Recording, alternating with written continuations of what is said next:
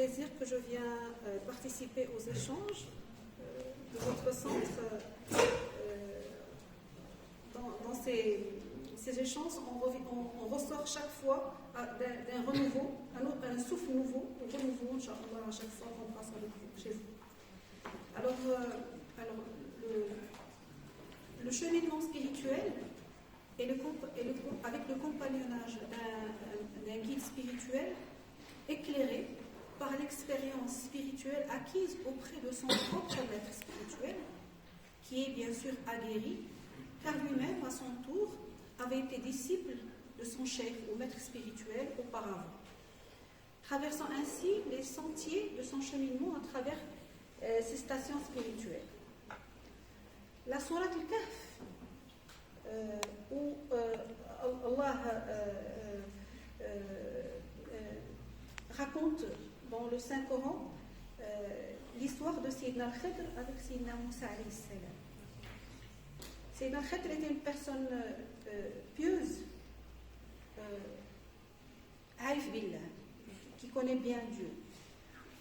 Ya'rifuhu haqqa qadri, il le connaît parfaitement. Et il se comporte avec lui avec la façon dont il est censé se comporter avec Dieu.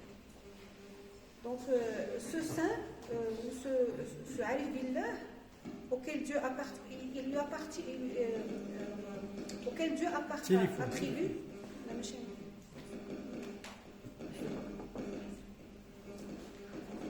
Dieu attribue une science divine qui n'existe sur aucun écrit ni livre.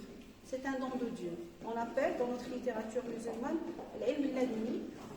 C'est un don de Dieu. Hiba min Allah subhanahu wa ta'ala. Lorsqu'on prend un guide spirituel, on s'engage avec lui comme ferait un doctorant avec son encadrant de thèse de recherche, de doctorat. C'est la vérité. C'est la vérité. Avec plaisir. Ainsi, le doctorant serait le disciple et le directeur de recherche serait le guide spirituel ou le maître spirituel. Ibn Khaldoun, dans la Muqaddimah, a traité du compagnonnage d'un maître spirituel aguerri détenant le sir. Le sir, c'est un fluide ou un don spirituel donné par Dieu. C'est un don du Tout-Puissant pour le Alif, à travers lequel le maître accompagne ses disciples dans leur cheminement, chacun à son rythme et chacun à sa cadence. Plus le disciple est sincère, suit les directives de son maître spirituel, tel son directeur de thèse, dans sa recherche de doctorat, en suivant ses conseils et indications d'invocation divine. Des prières sur le prophète, paix et salut soit sur lui.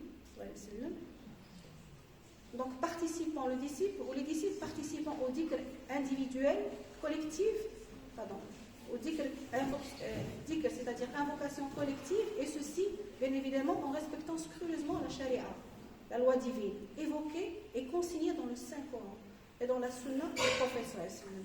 C'est les actes et paroles du prophète sallallahu alayhi wa sallam. Le disciple commence à recueillir le fruit de son cheminement.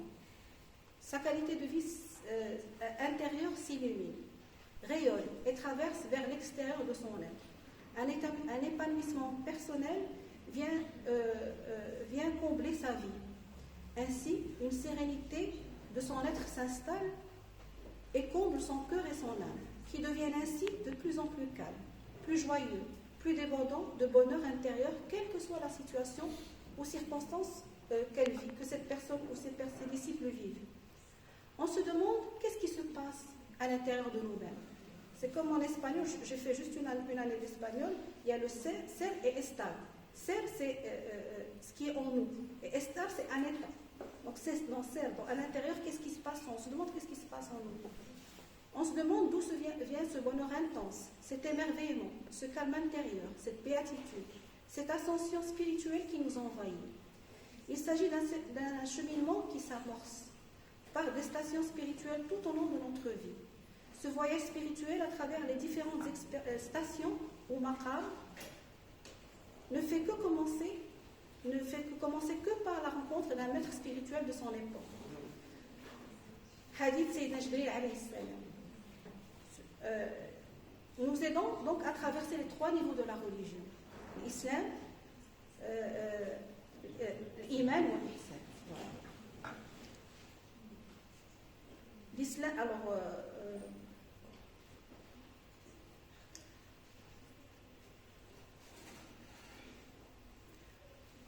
donc l'islam ou soumission à Dieu représente la licence, bac plus 3 ou la maîtrise, bac plus 4. C'est là où on commence, c'est l'islam. Attendez, d'accord. Le master, c'est la piété, c'est Darjat Taqwa. Et le master, c'est le doctorat, pour la connaissance de Dieu. Oui, ihsan, pardon, ihsan, c'est le doctorat. Donc, ihsan. درجة الإحسان هو أن تعبد الله عن النبي صلى الله عليه وسلم. درجة الإحسان هو أن تعبد الله كأنك تراه. Et un peu plus loin, dont j'ai trouvé dans la littérature, فإن لم تكن تراه فهو يراك. Donc l'Ihsan représente le doctorat. Tout cela de façon adoucie tout au long de notre vie. Ce cheminement, à l'aide d'un maître spirituel aguerri, nous encadre par le moyen des awrad qui nous délivrent. Il nous donne, ça nous donne, on goûte à la proximité divine, al-qurb. Puis, alors il y a le qurb, puis vient le détachement. Tajarrud amma siwa Allah. À nous détacher de tout, sauf le Tout-Puissant, subhanallah. On appelle tajarrud amma siwa Allah, subhanahu wa ta'ala. Puis vient l'yaqin. On dit à l'intérieur de nous-mêmes, Masha'Allah, je ne vais pas être triste par quelque chose qui est venu ou qui n'est pas venu. C'est mieux pour nous. Puis vient le qunut. Et ensuite vient l'uns billah. Et là commence le vrai voyage ou cheminement spirituel par le garçon, le maître spirituel.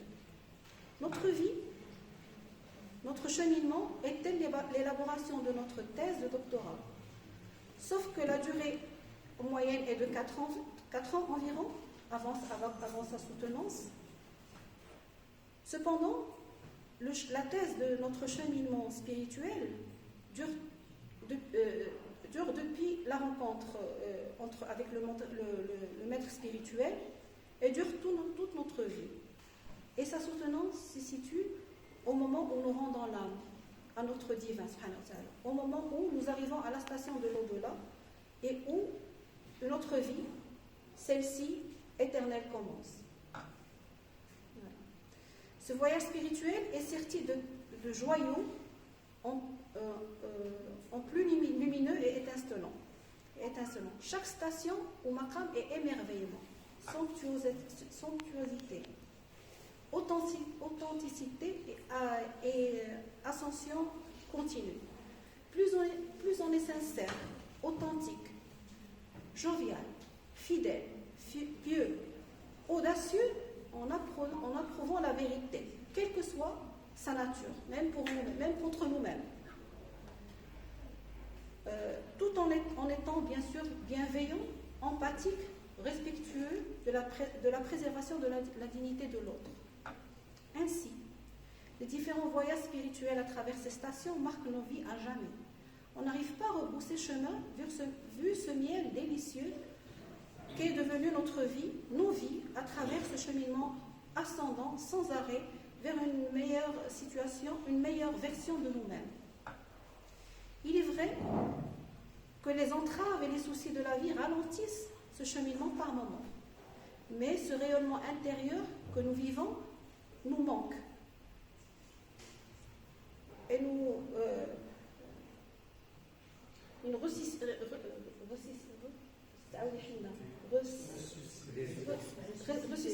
Voilà, ressusciter.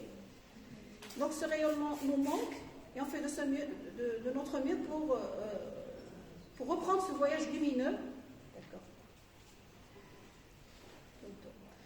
Ce voyage lumineux et étincelant en se reprenant, se rebaignant de lumière d'invocation du divin, Jalal. Et de la lecture du Saint-Coran où chaque lettre est lumière, d'invocation individuelle aussi ou collective, en récitant des prières sur le prophète sallallahu alayhi wa sallam pour que le voyage spirituel reprenne avec plus d'allure, d'engagement et de certitude en Dieu. Yaqin fillah subhanahu wa ta'ala. Et ce, jusqu'au dernier souffle de notre vie. Merci.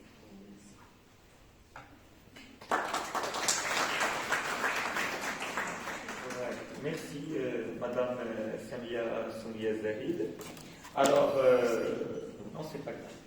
Alors, votre communication intitulée Voyage mystique de l'âme à travers les stations spirituelles par l'invocation divine et l'accompagnonnage spirituel a mis l'accent sur deux points essentiels qui sont la notion du maître et des stations spirituelles c'est la traduction de l'arabe maqamat, et ainsi le rôle du maître dans le cheminement du disciple. Alors le maître c'est le cheikh, le disciple c'est al-mourid, c'est le mourid. C'est pas ça, on ne peut pas dire apprenti dans le cadre du mysticisme. Le disciple a un statut à part entière bien défini. Alors, on va ouvrir un petit débat de 10 minutes. Alors,